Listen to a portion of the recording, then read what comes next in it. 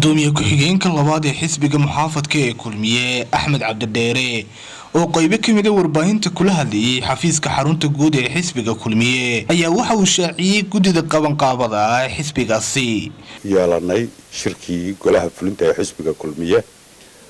oo muddooyinkanba ku hawlanayn inaanu qabanno shirweynihii afraad ee xisbiga kulmiye oo fooda nagu soo haya waanu muddaynay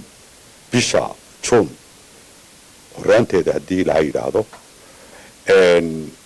waxaanu ku ansixinay gudidii qabanqaabada ee shirka qabanaysay iyo maanta gudida fulintu ansixisay gudidii qabanqaabada shirweynaha afraad ee xisbiga kulmiye qabanqaabadu waxay ka kooban tahay ee la ansixiyay maanta ay ansixiyeen gudida fulintu waxay ka kooban tahay 14 qof 14 qof oo kala ah Cabdikariin Axmed Maxamed, Dr. Maxamed Cabdi Arabeyte, Axmed Faarax Hadare, Ali Xamed Jibriil, Ali Maxamed Ali, Axmed Cabdi Kijande waxa dhibaankii, Maxamed Cabdilaahi Cabsiye,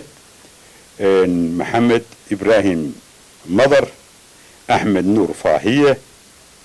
قدرة جامع محمد موسى عباس